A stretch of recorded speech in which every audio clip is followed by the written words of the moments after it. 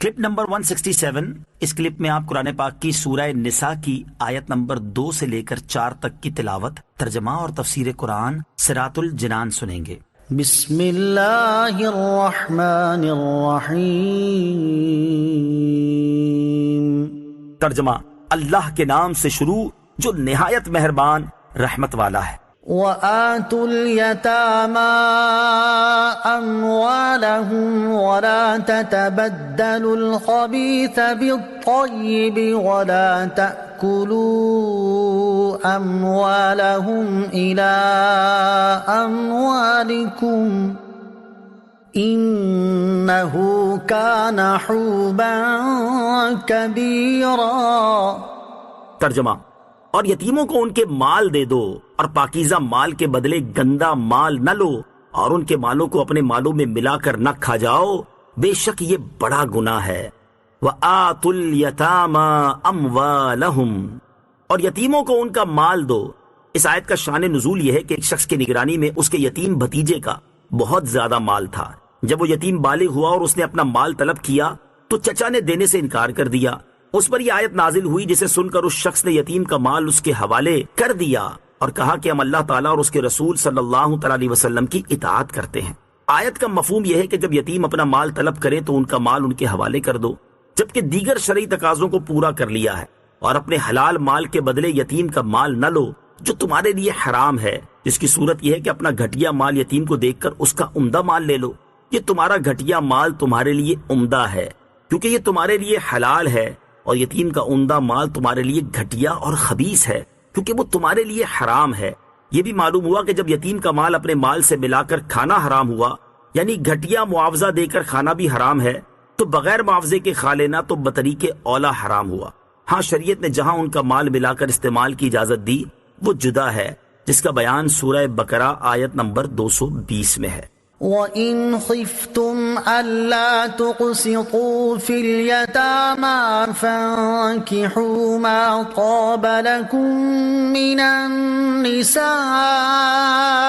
مَثْنَىٰ وَثُلَاثَ وَرُبَاعَ فَإِنْ خِفْتُمْ أَلَّا تَعْدِلُوا فَوَاحِدَةً أَوْ مَا مَلَكَتْ أَيْمَانُكُمْ ذَلِكَ أَدْنَىٰ أَلَّا تَعُولُوا۔ ترجمہ، اور اگر تمہیں اندیشہ ہو کہ یتیم لڑکیوں میں انصاف نہ کر سکو گے تو ان عورتوں سے نکاح کرو جو تمہیں پسند ہوں، 2 اور 3 اور 4۔ پھر اگر تمہیں اس بات کا ڈر ہو کہ تم انصاف نہیں کر سکو گے تو صرف ایک سے نکاح کرو یا لونڈیوں پر گزارا کرو جن کے تم مالک ہو، یہ اس سے زیادہ قریب ہے کہ تم سے ظلم نہ ہو۔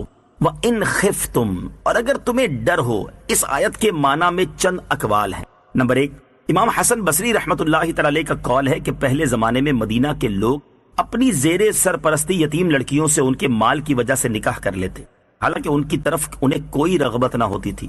پھر ان یتیم لڑکیوں کے حقوق پورے نہ کرتے اور ان کے ساتھ اچھا سلوک نہ کرتے، اور ان کے مال کے وارث بننے کے لیے ان کی موت کے منتظر رہتے۔ اس آیت میں انہیں اس حرکت سے روکا گیا۔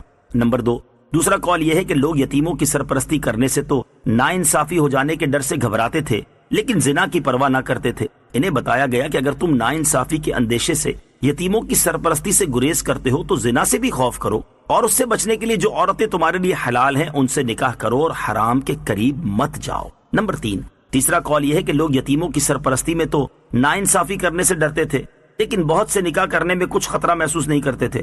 انہیں بتایا گیا کہ جب زیادہ عورتیں نکاح میں ہوں تو ان کے حق میں ناانصافی سے بھی ڈرو جیسے یتیموں کے حق میں ناانصافی کرنے سے ڈرتے ہو، اور اتنی ہی عورتوں سے نکاح کرو جن کے حقوق ادا کر سکو۔ نمبر 4، حضرت اکرمہ رضی اللہ تعالی عنہ نے حضرت عبداللہ ابن عباس رضی اللہ تعالی عنہما سے روایت کیا کہ قریش 10 بلکہ اس سے زیادہ عورتیں کرتے تھے، اور جب ان کا بوجھ نہ اٹھا سکتے تو جو یتیم لڑکیاں ان کی سرپرستی میں ہوتی ان کے مال خرچ کر ڈالتے۔ اس آیت میں فرمایا گیا کہ اپنی مالی پوزیشن دیکھ لو اور 4 سے زیادہ نہ کرو تاکہ تمہیں یتیموں کا مال خرچ کرنے کی حاجت پیش نہ آئے۔ نکاح سے متعلق 2 شرعی مسائل۔ نمبر 1، اس آیت سے معلوم ہوا کہ آزاد مرد کے لیے ایک وقت میں 4 عورتوں تک سے نکاح جائز ہے۔ نمبر 2، تمام امت کا اجماع ہے کہ ایک وقت میں 4 عورتوں سے زیادہ نکاح میں رکھنا کسی کے لیے جائز نہیں سوائے رسول کریم علیہ الصلوۃ والسلام کے اور یہ بات آپ علیہ الصلوۃ والسلام کی خصوصیات میں سے ہے۔ ابو داؤد کی حدیث میں ہے کہ ایک شخص نے اسلام قبول کیا، اس کی 8 بیویاں تھیں۔ نبی کریم علیہ الصلوۃ والسلام نے فرمایا ان میں سے صرف 4 رکھنا، فَإِنْ خِفْتُمْ أَلَّا تَعْدِلُوا، پھر اگر تمہیں عدل نہ کر سکنے کا ڈر ہو۔ اس آیت میں 4 تک شادیاں کرنے کی اجازت دی گئی، لیکن اس کے ساتھ ہی فرمایا کہ اگر تمہیں اس بات کا ڈر ہو کہ ایک سے زیادہ شادیاں کرنے کی صورت میں سب کے درمیان عدل نہیں کر سکو گے تو صرف ایک سے شادی کرو۔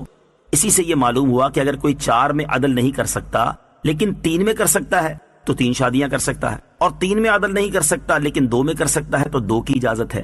یہ بھی معلوم ہوا کہ بیویوں کے درمیان عدل کرنا فرض ہے، اس میں نئی، پرانی، کنواری یا دوسرے کی متعلقہ، بیوہ سب برابر ہیں۔ یہ عدل لباس میں، کھانے پینے میں، رہنے کی جگہ میں اور رات کو ساتھ رہنے میں لازم ہے۔ ان امور میں سب کے ساتھ یکساں سلوک ہو۔ وَآتُوا النِّسَاءَ صَدُقَاتِهِنَّ نِحْلَةً فَإِن طِبْنَ لَكُمْ عَن شَيْءٍ مِّنْهُ نَفْسًا فَكُلُوهُ هَنِيئًا مَّرِيئًا۔ ترجمہ، اور عورتوں کو ان کے مہر خوشی سے دو، پھر اگر وہ خوش دلی سے مہر میں سے تمہیں کچھ دے دیں تو اسے پاکیزہ خوشگوار سمجھ کر کھاؤ۔ وَآتُوا النِّسَاءَ صَدُقَاتِهِنَّ نِحْلَةً، اور عورتوں کو ان کے مہر خوشی سے دو۔ اس آیت میں اللہ تعالیٰ نے شوہروں کو حکم دیا کہ وہ اپنی بیویوں کو ان کے مہر خوشی سے ادا کریں، پھر اگر ان کی بیویاں خوش دلی سے اپنے مہر میں سے انہیں کچھ تحفے کے طور پر دے دیں تو وہ اسے پاکیزہ اور خوشگوار سمجھ کر کھائیں، اس میں ان کا کوئی دنیاوی یا اخروی نقصان نہیں ہے۔ صلو علی الحبیب صلی اللہ تعالی علی محمد صلی اللہ تعالی وسلم۔ مجھے اپنی اور ساری دنیا کی لوگوں کی اصلاح کی کوشش کرنی ہے انشاءاللہ عز و جل۔